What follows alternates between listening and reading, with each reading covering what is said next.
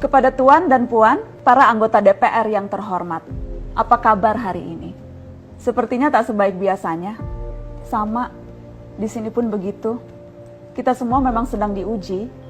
Hidup memang tak selalu baik, kan? Seperti kami-kami ini, Tuan dan Puan juga mungkin lebih banyak bekerja di rumah. Kalau lihat siaran sidang atau rapat terbuka di gedung DPR sekarang sih kelihatannya banyak kursi yang kosong. Tapi biasanya juga kosong kan ya?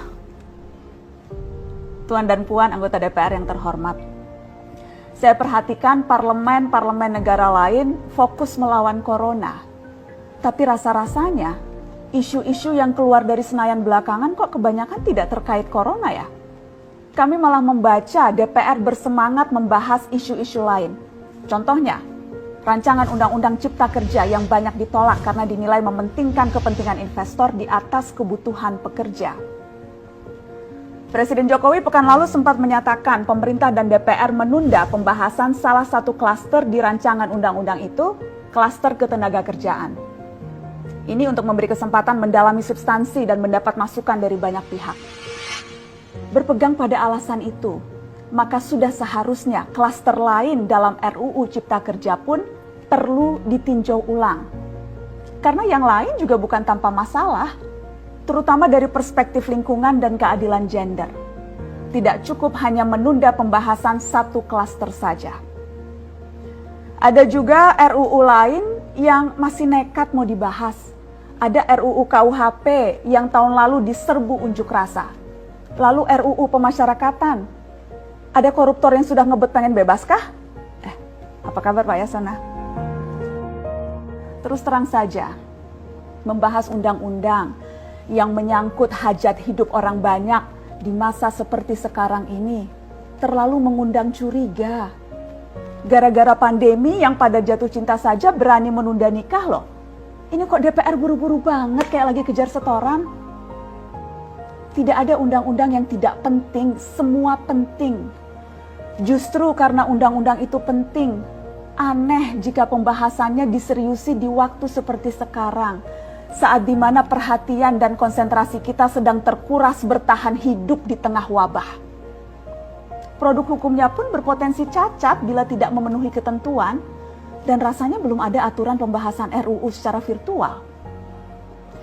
Jika ngotot menuntaskan Omnibus Law, atau RUU KUHP, atau RUU pemasyarakatan, jangan salahkan jika ada yang menilai DPR tidak menjadikan perang melawan corona sebagai prioritas.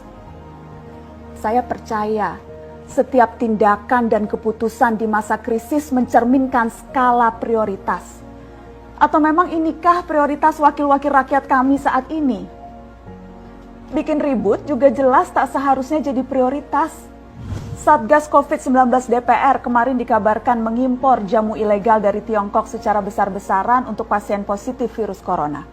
Satgas kemudian membantah itu, katanya ini diproduksi di Jakarta dan merupakan sumbangan Wakil Ketua DPR RI Sufmi Dasko yang akan dibagikan gratis ke berbagai rumah sakit. Kemudian dikabarkan juga jamunya mengandung bahan berbahaya dan belum terbukti klinis.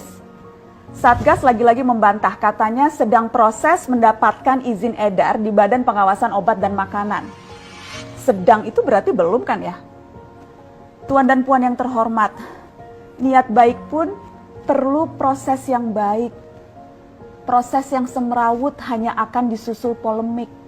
Sementara sekarang kita sedang banyak-banyaknya menaruh harapan kepada negara. Tindak tanduk DPR salah benarnya akan selalu dilihat.